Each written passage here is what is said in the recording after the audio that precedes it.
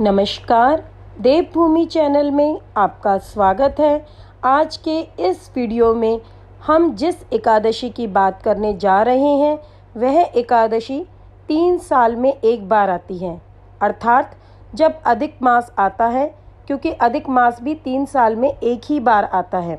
हर 3 साल बाद अधिक मास आता है और उसी अधिक मास में यह एकादशी आती है, इसलिए यह एकादशी अत्यंत विशेष है। इस एकादशी का नाम है पद्मिनी एकादशी। आज के वीडियो में हम इसी पद्मिनी एकादशी के महत्व, पूजा विधि, पूजा मुहूर्त और पूजा कथा के बारे में बात करेंगे। मान्यताओं के अनुसार पद्मिनी एकादशी का व्रत जो व्यक्ति रखता है वह इस जीवन में हर तरह के सुख भोग कर भगवान विष्णु के धाम को प्राप्त करता है।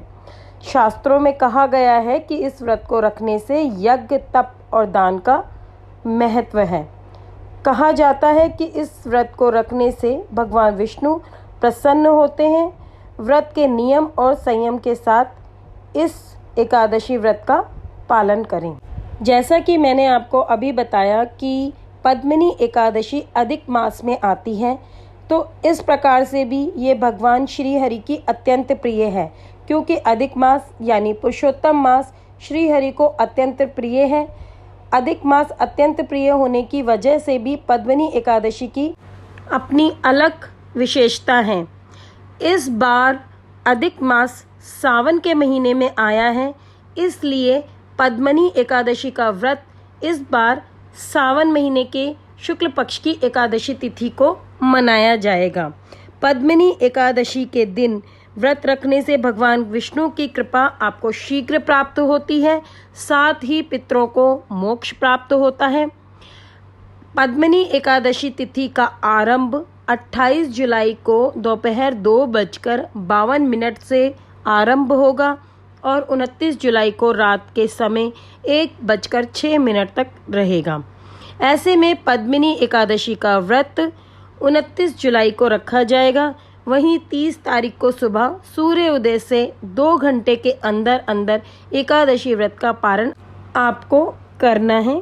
सीधे सीधे सरल शब्दों में अगर मैं आपको कहूँ तो पद्मिनी एकादशी तिथि यानी पद्मिनी एकादशी का व्रत वर्ष 2023 में 29 जुलाई शनिवार को रखा जाएगा और इस एकादशी व्रत का पारण 30 तारीख इतवार को सुबह सूर्य उदय से 2 घंटे के अंदर हो जाएगा। आइए अब बात करते हैं पद्मिनी एकादशी की पूजा विधि की। पद्मिनी एकादशी के दिन पूरे विधि विधान के साथ पूजा अर्चना करनी चाहिए। पद्मिनी एकादशी के दिन सुबह जल्दी उठकर पानी में थोड़ा गंगा जल मिलाकर स्नान कर लें। इसके बाद भगवान विष्णु और माता लक्ष्मी की पूजा करें। पूजा में पीले रंग के फूल, धूप, दीप, तिल के दाने, चंदन और दूर्वा अर्पित करें भगवान विष्णु और माता लक्ष्मी को।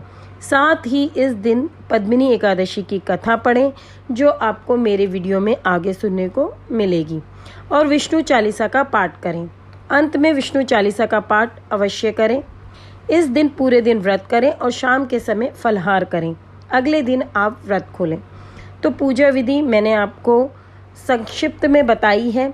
अभी तक मेरी जितनी भी वीडियो आई हैं एकादशी की, उसमें मैंने पूरा क्रम से पूजा विधि बताई हुई है, आप उसमें भी देख सकते हैं। क्योंकि एकादशी पूजा विधि एक समान ही होती है, परंतु फिर भी मैं आपको हर वीडियो में बताती हूँ। आज भी इस वीडियो में मैंने आपको बताई है, परंतु थोड़ा संक्षिप्त में बताई है। तो अगर आप विस्तृत रूप में देखना चाहते हैं तो अभी पीछे भी मेरी वरुधनी एकादशी की वीडियो थी, उसमें आप देख सकते हैं, या किसी भी एकादशी की वीडियो में आप देख सकते हैं। तो आइए अब सुनते हैं पद्मिनी एकादशी की व्रत कथा।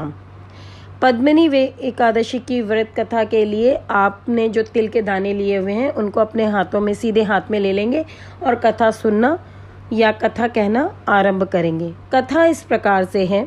नारद जी से ईश्वर ने कहा, हे मुनिवर, पूर्व काल में त्रेता युग में हे हय नामक राजा के वंश में कृतवीर्य नाम का राजा महिष्मतिपुरी में राज्य करता था। उस राजा की 1000 परम प्रिय स्त्रियां थीं, परंतु उनमें से किसी को भी पुत्र नहीं था जो कि उनके राज्यभार को संभाल सके। देवता, पितृ, सिद्ध तथा अनेक चिकित्सकों आदि से राजा ने पुत्र प्राप्ति के लिए काफी प्रयत्न किए, लेकिन सब असफल रहे। तब राजा ने तपस्या करने का निश्चय किया। महाराज के साथ उनकी परम प्रिय रानी, जो इक्ष्वाकु वंश में उत्पन्न हुए राजा हरिश्चंद्र की पद्मिनी नाम वाली कन्या थी, राजा के साथ वन में जाने को तैयार हो गई। दोनों अपने मंत्री को राज्यभार सौंपकर राजसी वेश त्याग कर गंधमादन पर्वत पर तपस्या करने चले गए। राजा ने उस पर्वत पर 10,000 वर्ष तक तप किया, परंतु फिर भी पुत्र प्राप्ति नहीं हुई।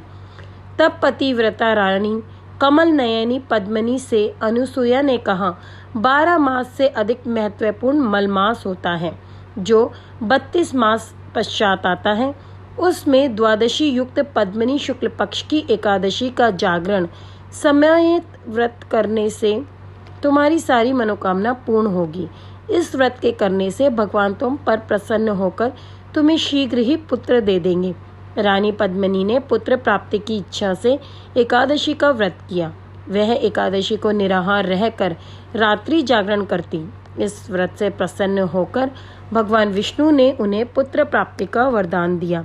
इसी के प्रभाव से पद्मिनी के घर कार्तवीर्य उत्पन्न हुए, जो बलवान थे, और उनके समान तीनों लोकों में कोई बलवान नहीं था। तीनों लोकों में भगवान के सिवा उनको जीतने का सामर्थ्य किसी में नहीं था। सो हे नारद, जिन मनुष्यों ने मलमास शुक्ल पक्ष एकादशी का व्रत किया है, जो संपूर्ण कथा को पढ़ते या सुनते हैं, वे भी यश के भागी होकर विष्णुलोक को प्राप्त होते हैं। यहाँ पर आपकी पद्मिनी एकादशी व्रत कथा समाप्त होती है। उसके बाद आप विष्णु चालीसा पढ़ेंगे। अगर आप चाहें, आपके पास समय हो और आपको समय का अभाव नहीं है, तो आप ओम नमो भगवते वासुदेवाय नमः मंत्र का जाप भी कर सकते हैं। इसके बाद आप विष्णु भगवान की आरती करेंगे। आरती करके घर के सदस्यों में और स्वयं भी प्रसाद ग्रहण करेंगे।